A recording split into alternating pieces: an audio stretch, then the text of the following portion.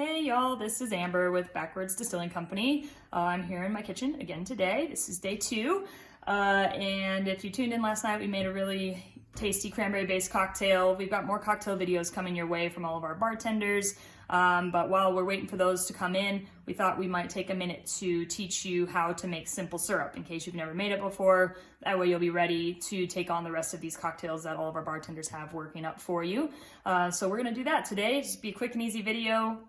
Simple syrup is really easy to make. That's why it's called simple syrup, but we figured if you've never made it before, it might not be so simple. So we're gonna break it down for you in a couple easy steps today, so you'll be ready for the rest of these videos. So I do have a special guest in the kitchen with me today. It is Mallory, and she is going to kind of demonstrate these steps while I talk you through them. So we've got a couple really basic ingredients. You only need 2 basic ingredients to make a simple syrup. You need sugar, you need water. Basically all we're gonna do is turn that into a liquid form so that it's easier to mix it into the cocktail. So if you've got a kitchen scale at home, that would be an even more accurate way to get a 1-to-1 ratio. But if not, just use measuring cups, you'll get close enough, and you're just gonna keep the ratio the same. So if you wanna make a 1/2 cup, just use a 1/2 cup of water, 1/2 cup sugar. We're using 1 and 1 today. So we're gonna add the sugar and the water to a pan.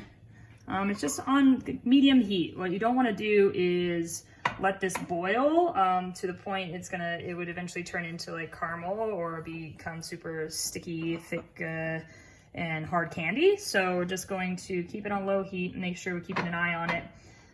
Let it dissolve and just sit on this heat long enough to where you don't see any granular sugar anymore. It's just all liquid form. So that shouldn't take too long, but I won't bore you with watching this pan sit over heat. So theoretically, if you got to this step, you just let it go for a few more minutes so you didn't see any sugar crystals anymore, and then you'd stop and you'd be ready to store it. You can let it sit in the fridge, and it will last for quite a long time. I would recommend storing it in some sort of airtight container. Glass would be the best. Now this is just the basic recipe. Throughout the rest of our videos, we will be also using vanilla simple syrup. So we've got some pure vanilla extract here, and we're gonna show you, if you were making vanilla, what to do as a next step. So if you were making vanilla simple syrup, you'd start this exact same way. Then we're gonna add 1/2 teaspoon of pure vanilla extract to our syrup and just let it sit that way. And this works for all sorts of different ingredients. If you want to get fancy, you want to make yourself a cinnamon syrup or something to that extent, you could easily modify this recipe to do that. This is just kind of the basic ones that we're going to be using in our first round of recipes.